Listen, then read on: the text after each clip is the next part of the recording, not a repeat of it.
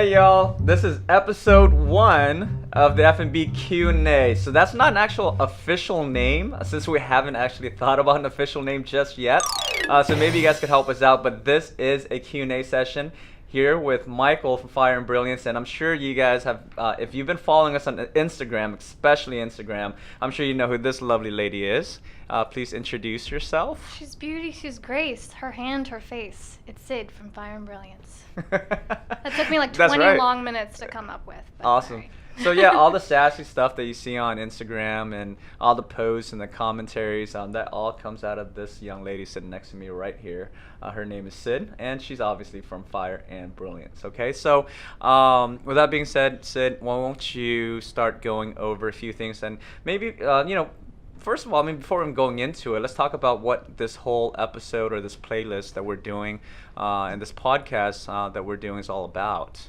Well, we are kickstarting basically a segment of videos where we answer your burning questions. Mm-hmm. Fiery, if you will. And we get a lot of frequently asked questions, but a lot of them, they are addressed in our FAQ section on our website, but it helps to know directly from you, our CEO and founder of Fire and Brilliance, just so that they have an idea of what you would recommend personally for these questions that they're answering.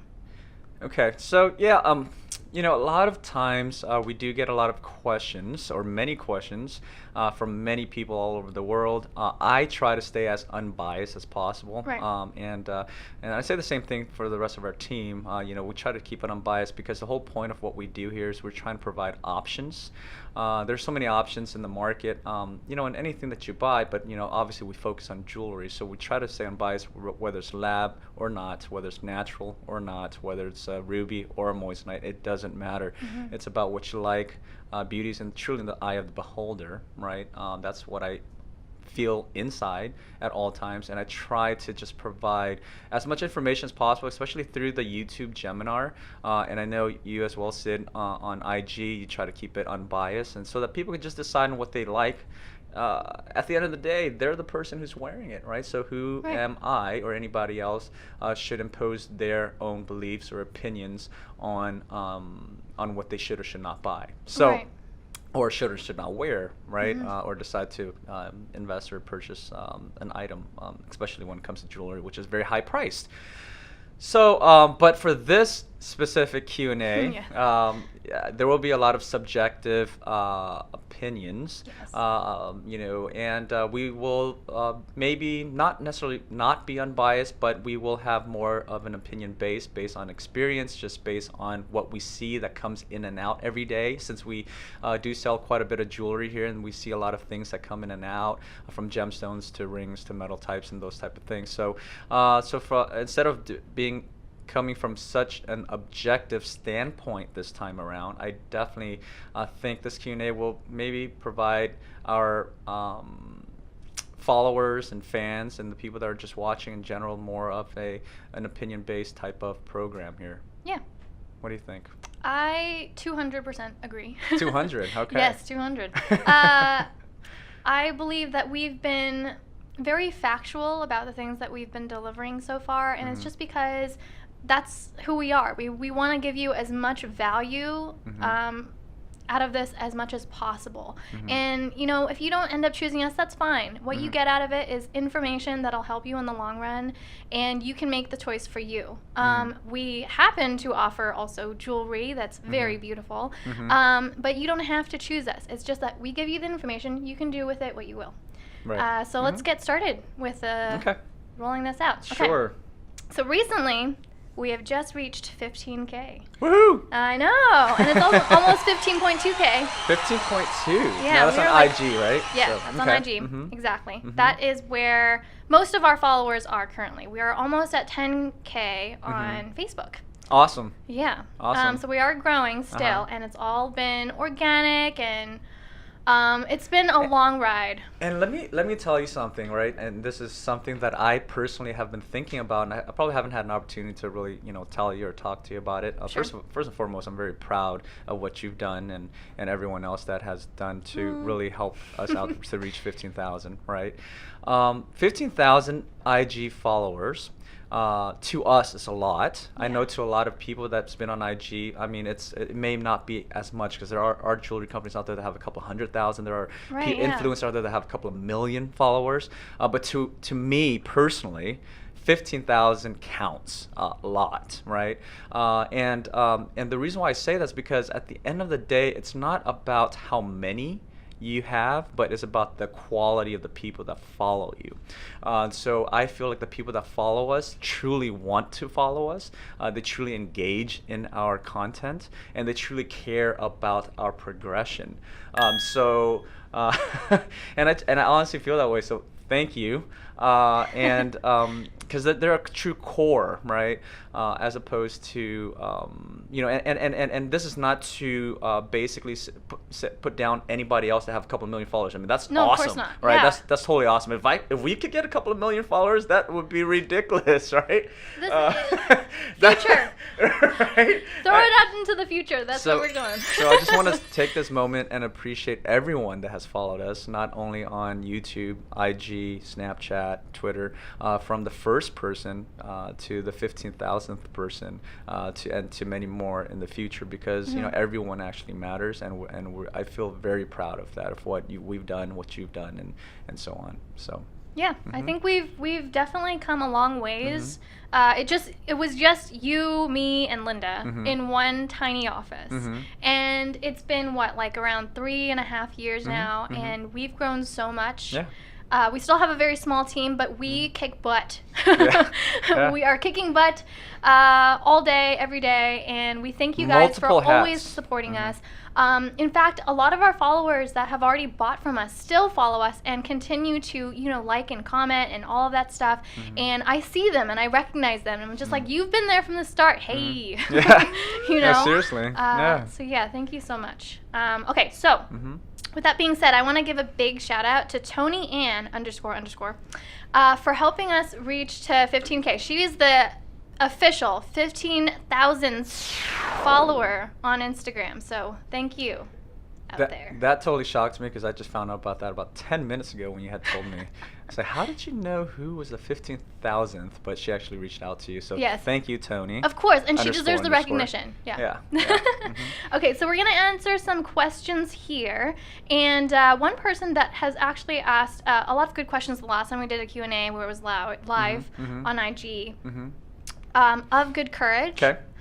She asks, how does the team come up with names for the rings? Oh boy. Oh wow. Okay, that's a great question. I actually thought about this the other day. Well,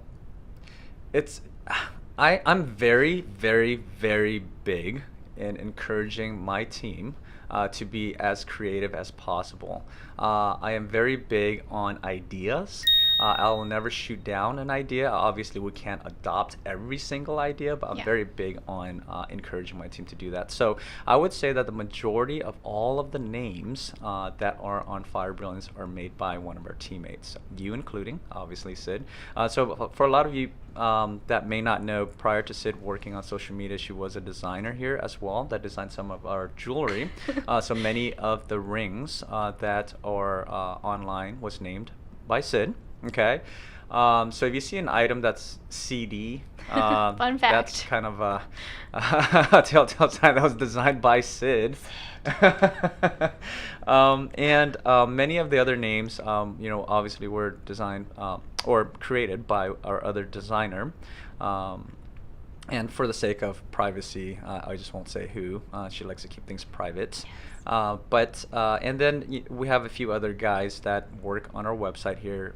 Prior to listing our rings, they will basically pick a name that they find beautiful, but over time, obviously, names do run out.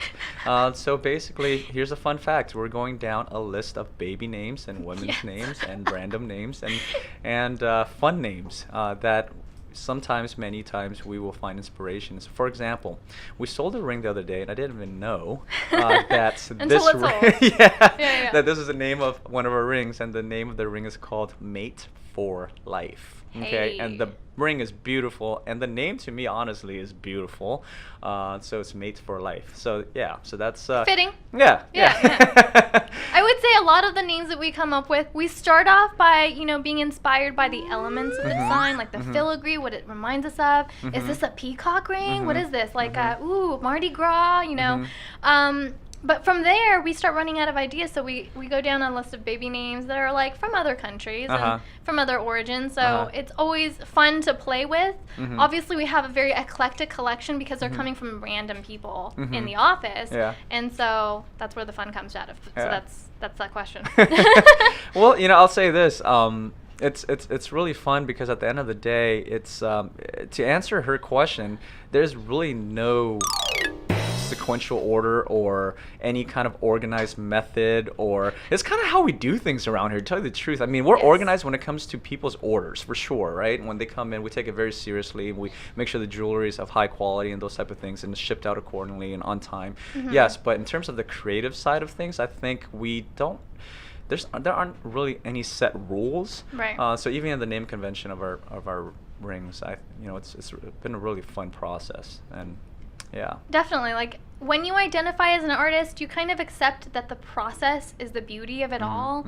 And so having fun, improvising is where it's at when it comes to, coming up with these names. Yeah, improvising and revising after sometimes. All right, and then she asked a second question. She asked, what makes diamond more expensive than moissanite? Great question. So, Moissanite, obviously. Moissanite, it occurs in nature. Okay, so the only reason why moissanite cannot be made as a natural gemstone is because the occurrence in nature is too small for it to be made into to a gemstone. So therefore, it's manufactured and created in a lab. Okay, so anything that is manufactured, man-made, that can be created or mass-produced, therefore we can also control the cost or the price. Okay, with diamonds, this is a debate in itself. Maybe this is like a whole another episode that we could talk about in terms of if diamonds are rare or not. Okay, so with diamonds, the key word is that it's limited. Right, it doesn't necessarily mean it's rare. Rare just basically means there's not enough, or there's very, very, very limited amount. But diamonds on Earth are limited. Right. But since it is limited and it has to be mined from the Earth, the cost to mine the diamond, the cost to hire people to mine the diamond, the cost to polish the diamonds, the cost to find the diamonds in a lot of, well, basically acres and acres and acres, and a lot of land that you have to kind of pull out just to find the diamonds. The cost is very high. Now that's one aspect of the cost. Obviously, another aspect of the cost is in the people that are supplying it. Right. There are rumors that large diamond companies that's been around for a long time will release X amount of stones in a given year, so that they can control the supply. So in economics, supply and demand. If there's a lot of supply and low demand, then the price will go down.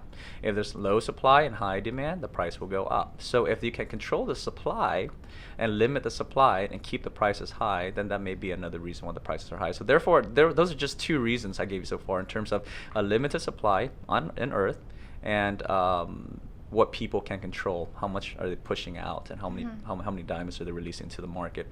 And last, the third thing I would have to say too is one of the misconceptions of diamond prices, if anything, is the price that people put on it. What is the price of a pencil, right, versus the price of a piece of paper versus the price of a diamond? It matters in terms of how much value people put on it over the years, right? And it's a funny conversation because I talk about this every now and then with a few people. I mean, what is a dollar really? At the end of the day, it's a piece of paper. We put value on that dollar so that we can trade it for other things. So diamonds is kind of the same way. You put value in it, so therefore it increases the price. Oh yeah, and you did like a really cool Q&A session with Catherine Kaysen That was from fun. Gem Hunt. Yeah, and you guys can check that out on YouTube. Yeah. And it was where you guys talked about social pressures with Diamond Mm-hmm. Intact, and she sells her own vintage jewelry. She has her own brand, Mm-hmm. and it's very interesting to know about like the feedback that she has, because she's coming from a person who deals with a lot of Yeah. vintage diamonds, Right. and a lot more people are interested in that. And just wondering, like, what makes something real, what makes something fake to a person. That's so I made interesting. I made a video that's still pretty popular on Mhm. if you were to type in Moissanite on YouTube, that's the first video that comes up. It's 5 misconceptions of Moissanite. Yeah. And I mean, there's one line that I said in it, right? It's like, well, they make fake air, right, or oxygen. Does that make the oxygen fake, right? So that's for people to breathe in the hospital and those type of things, right? So does that make it fake? So what is fake? What is real? What is not real? What is Right. It's perspective. Why are we so limited on this? Right? Yeah. It's perspective, right? So Exactly. it's a to me personally, I think it's a limited idea. Yes.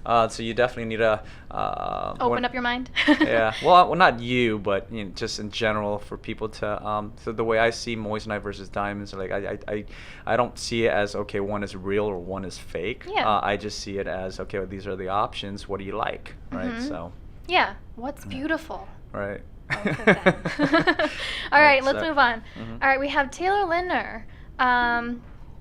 This is a frequently asked question, and people are dying.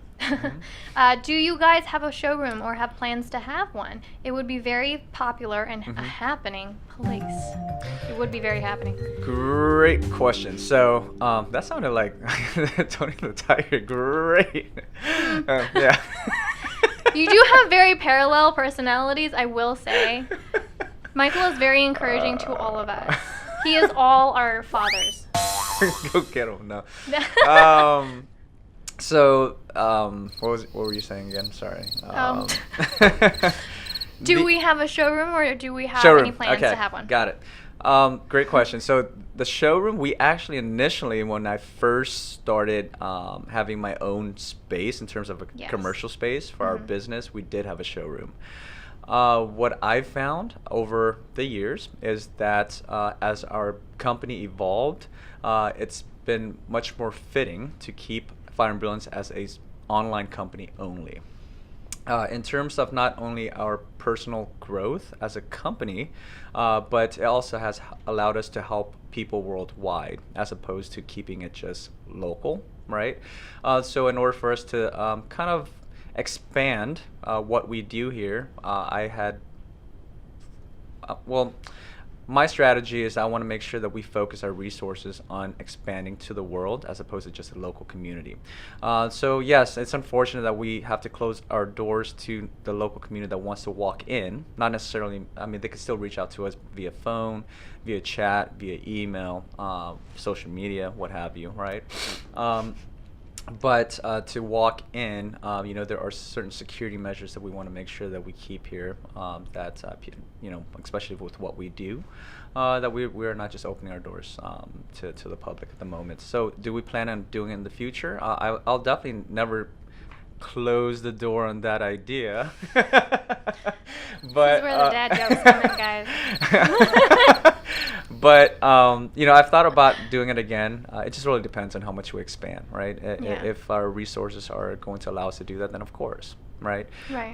But at the moment, no. Only because I want to make sure that that more of the world can see what we're doing as opposed to just keeping it limited. Right, and we do have a lot of our merchandise is custom made to order, Right. so it is a little difficult to have them all on display at Right. once because they do, we model them as Right. much as we can Right. in high resolution, Right. and then they go out the door, Mhm. and so that just makes it seamless for us. And that's a great point because even when we had our doors open, all right, to local customers and so on, a lot of times they'll try to find something that's online, and many times they wouldn't be able to see it in person only because most of our items are made to order. Most of our items are custom made. Most of our items are catered to specific preferences and tastes, and for that specific person, Right. finger size, metal type, stone shape, stone size, stone type, so. down.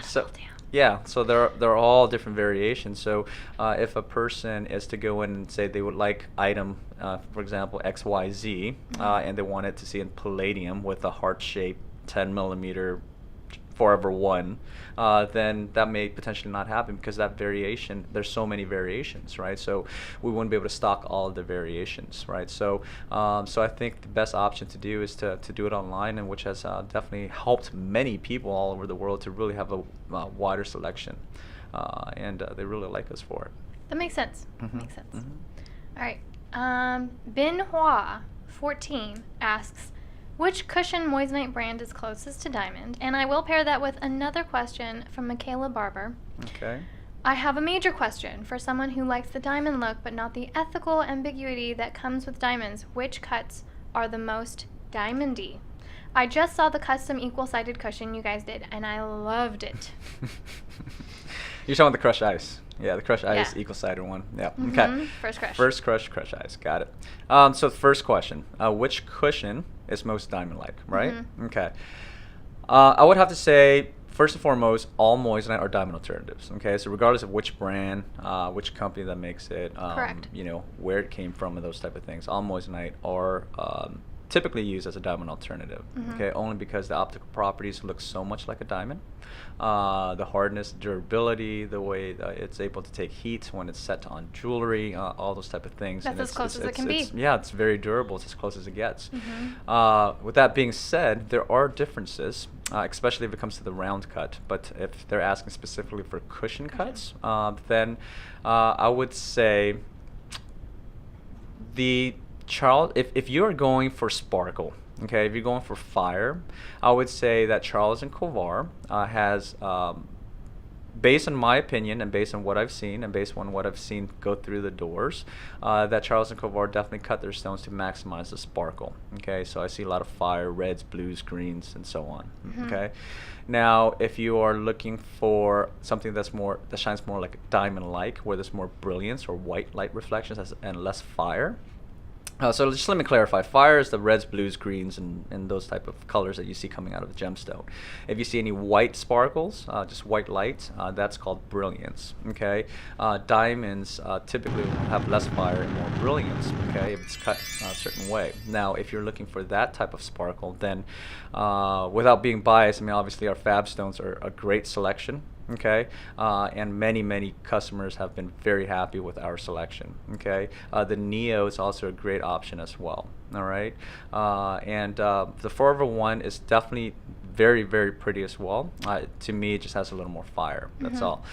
So it depends on what you like. So in terms of what is more diamond-like, just to circle back to your question.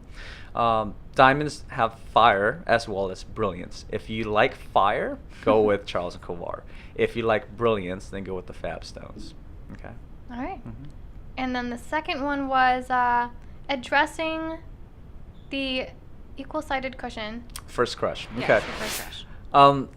I'll tell you what. So that stone was custom cut. What many people don't know is that not only do we custom our jewelry, we also custom gemstones as well. Yes. From Moissanite to Chatham lab created colored gemstones. Okay. And even lab diamonds. Now, with that said, that specific ring that we made was a custom cut stone for a specific customer. We actually don't have that normally in stock. Our crushed ice, first crushed cushions are usually elongated, either skinny cuts or standard cuts, okay, but they're elongated. That stone became so popular that I have created my own line, or our own line, or first crush, to have even-sided first crush ice cushion, colorless and near colorless. Okay? Demand went up. So demand definitely went up, Yeah. and we will be releasing that very soon. So matter of fact, by the time you see this on YouTube or even listen to the podcast, we should already have that up. Right. It's very diamond-like. It's very nice. It has a lot of brilliance. Less fire, a lot of brilliance. It sparkles really nice. If you haven't seen it, definitely check out the IG post that Sid posted, I would say maybe about a week, 2 weeks ago. It's on a solitaire ring, if I can remember correctly, on a 4 prongs with slight claw prongs. You are correct. Yeah. And then also we did IGTV episode with me talking about it on hand. Right. 6.5 to 10 millimeter. I think like 1.3 to 5 millimeter Yeah. carat diamond equivalent. How's the response on that, by the way? We have not posted it Oh, yet. we haven't posted it So yet. by the Okay. time they see this, they will also see that. So check that out on Uh-huh. IGTV, Yeah. where I awkwardly navigate jewelry things. Mm-hmm. All right. Okay, and that wraps up our segment. Again, we do not have a name for this, so send in your suggestions. I have no idea what to call this at this point. So, circling back to what I had initially said in the beginning, Yeah. what I would really like to do, and Sid and I were talking about it with a few members of our team here, a few guys that you can't see because they're behind the cameras, but